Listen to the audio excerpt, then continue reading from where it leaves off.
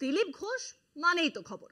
আর এই মুহূর্তে দিলীপ বাবুকে নিয়ে সবথেকে বড় খবরটা ছিল এই যে তিনি তৃণমূলে যাচ্ছেন দিলীপ ঘোষ। কিন্তু সেই জল্পনায় জল ঢাললেন দিলীপ ঘোষ নিজেই। পাশাপাশি সোফায় বসে গল্প করলেন বিজেপির নতুন রাজ্য সভাপতি সৌমিক ভট্টাচার্যর সঙ্গে। রাজনীতির ফিসফাসকে হাওয়ায় উড়িয়ে দিলীপ বললেন, জান লড়িয়ে দেব সৌমিকের জন্য।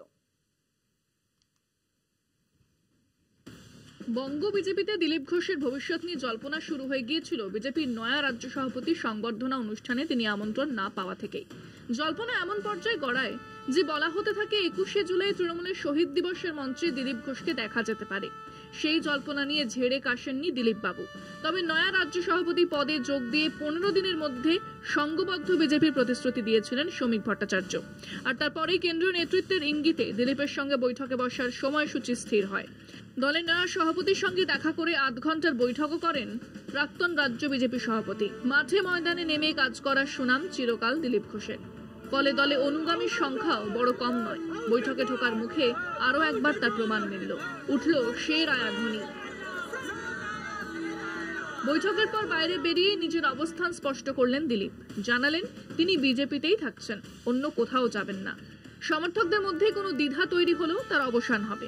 আমার মনে হয় ভারতীয় জনতা পার্টির কর্মীরা যাদের মনের মধ্যে একটু এরকম জলচলা এসেছিল, এটা আশঙ্কার মেঘ ছিল, কেটে যাবে এবং তারা একসঙ্গে মিলিত হয়ে লড়াই করে পশ্চিমবাংলায় পরিবর্তন দূরত্ব তৈরি হয়েছে, কি হয়েছে দূরত্বের প্রশ্ন নেই। আমি বিজেপিতে আছি, বিজেপির কাজ করছি।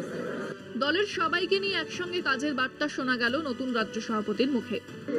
ক্ষণিকের জন্য কোথাও ভুল বোঝাবুঝি হতে পারে, ক্ষণিকের জন্য কোথাও দূরত্ব তৈরি হতে পারে, কিন্তু এর অর্থ এটা নয় যে সে দলের বাইরে চলে গেছেন। আগামী 15 দিনের মধ্যে সংঘবদ্ধ বিজেপিকে পশ্চিমবঙ্গের মানুষ দেখতে পাবে। দলের অন্দরে বাইরে কানাঘুষো জল্পনার আপাতত অবসান। দলের এক শক্তিশালী নেতা কেন সংগঠনের সামনের সারিতে নেই? প্রশ্নের জবাবে স্বাভাবিকভাবেই উঠে আসবে মঙ্গলের এই বৈঠক প্রসঙ্গ। কিন্তু এই বৈঠকের পরিস্থিতি তৈরি হলোই বা কেন? কেন তৈরি হলো নানা জল্পনা? এর জবাব কে দেবে? নাকি অধিকাংশ জানা প্রশ্নের উত্তরের মতো এগুলোও ভেসেই থাকবে? কলকাতা টিভি।